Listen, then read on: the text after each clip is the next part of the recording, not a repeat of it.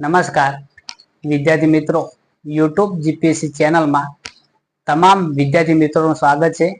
મિત્રો, ચેનલમાં નવા હો તો ચેનલને સબસ્ક્રાઇબ કરી બાજુમાં આપેલ બેલ આઇકનને પ્રેસ કરી દેશો, જેથી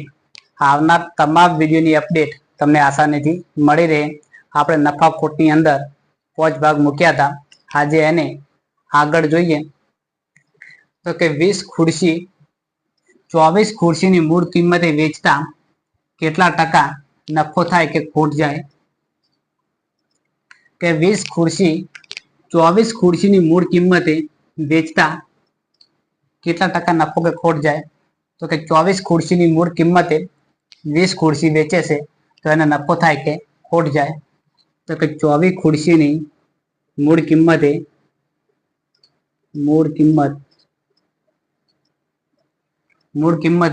20 ખુરશી વેચતા કે 20 ખુરશી વેચતા નફો થાય કે ખોટ જાય? આપણે શોર્ટકટ મુજબ સોલ્વ કરીએ દાખલાને તો જોઈએ કે મૂળ કિંમત ટૂંકમાં લખીએ કે મૂળ કિંમત માઇનસ વેચાણ કિંમત ભાગ્યા વેચાણ કિંમત ગુણ્યા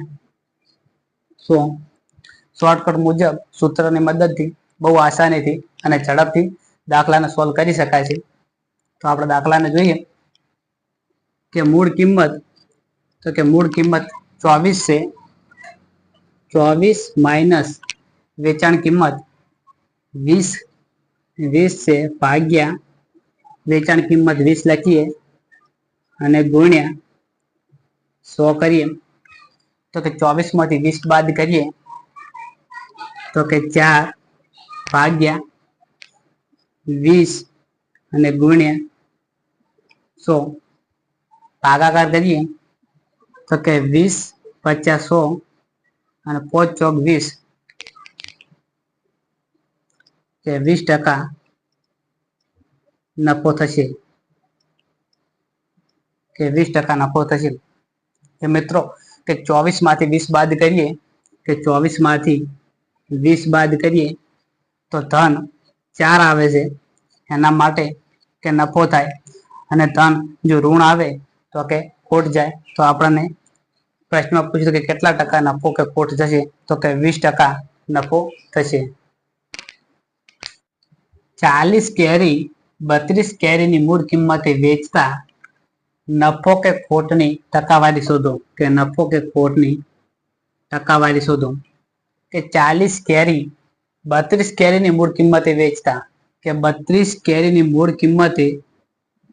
40 કેરી વેચે છે કે 32 કેરીની મૂળ કિંમતે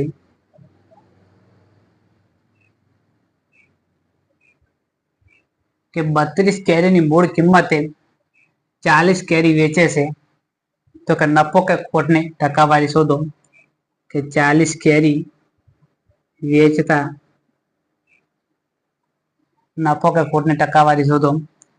શોર્ટકટ મુજબ દાખલાને સોલ્વ કરીએ તો કે મૂળ કિંમત માઇનસ વેચાણ કિંમત ભાગ્યા વેચાણ કિંમત ગુણ્યા 100. શોર્ટકટ મુજબ દાખલાને સોલ્વ કરીએ તો જોઈએ કે મૂળ કિંમત 32 માઇનસ વેચાણ કિંમત 40 ભાગ્યા વેચાણ કિંમત 40 ગુણ્યા 100. તો કે 32 માંથી 40 ને બાદ કરીએ તો કે -8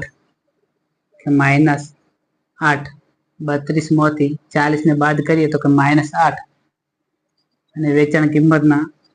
40 ગુણ્યા 100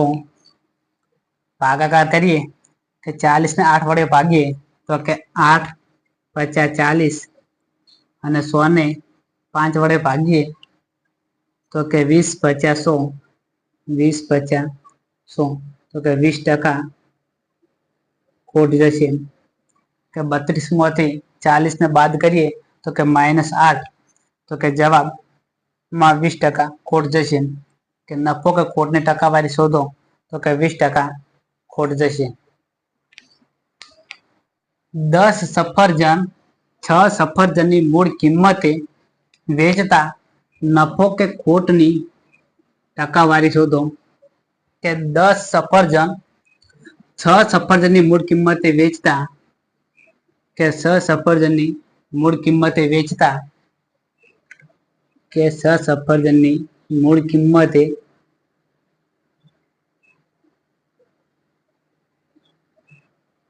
કે 10 સફરજન 6 સફરજનની મૂળ કિંમતે વેચતા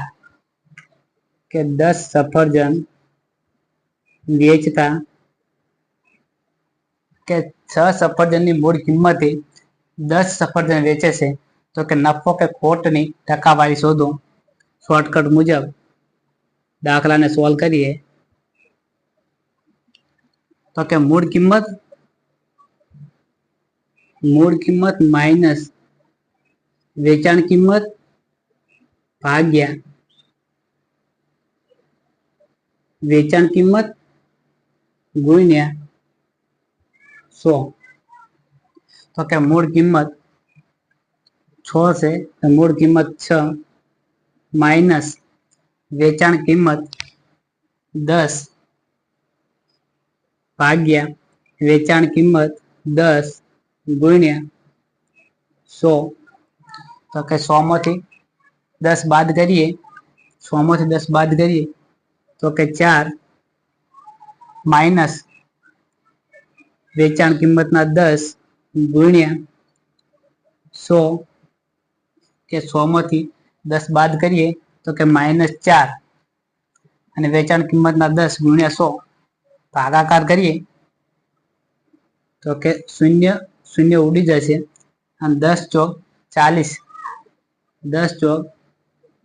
40% કે માઇનસ ઋણ છે તો કે 40% ખોટ જશે કે 40% ખોટ જશે કે 6 સફરજનની મૂળ કિંમતે વેચતા નફો કે ખોટની ટકાવારી શોધો તો કે 40% ખોટ જશે 4 પેનને 5 પેનની મૂળ કિંમતે વેચતા નફો કે ખોટની ટકાવારી શોધો કે નફો કે ખોટની ટકાવારી શોધો ફોરેસ્ટની અંદર પૂછાઈ ગયેલો પ્રશ્ન છે આપણે એને શોર્ટકટ મુજબ સોલ્વ કરીએ તો જોઈએ કે 4 પેનને 5 પેનની મૂળ કિંમતે વેચતા કે 5 પેનની મૂળ કિંમતે 4 પેન વેચે છે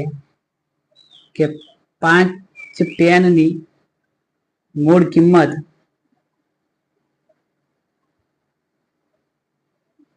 5 પેનની મૂળ કિંમતે 4 પેન વેચે છે કે 4 પેન વેચે છે 4 પેન વેચતા નફો કે ખોટની ટકાવારી શોધો તો શોર્ટકટ મુજબ દાખલાને સોલ્વ કરીએ તો જોઈએ કે મૂળ કિંમત માઇનસ વેચાણ કિંમત ભાગ્યા કે વેચાણ કિંમત ગુણ્યા 100 તો કે મૂળ કિંમત 5 છે કે મૂળ કિંમત 5 માઇનસ વેચાણ કિંમત 4 છે તો વેચાણ કિંમત 4 ભાગ્યા વેચાણ કિંમત ગુણ્યા 100 તો કે 5 માંથી 4 ને બાદ કરીએ તો કે 1 ભાગ્યા વેચાણ કિંમત 4 અને ગુણ્યા 100 તો કે 100 ને 4 વડે ભાગીએ તો કે 100 ને 4 વડે ભાગીએ તો કે 25 ચોક 100 કે 25 ચોક 100 તો કે 25% નફો થશે તો કે 4 પેન ને 5 પેનની મૂળ કિંમતે વેચતા કે નફો કે ખોટની ટકાવારી શોધો તો કે 25% નફો થશે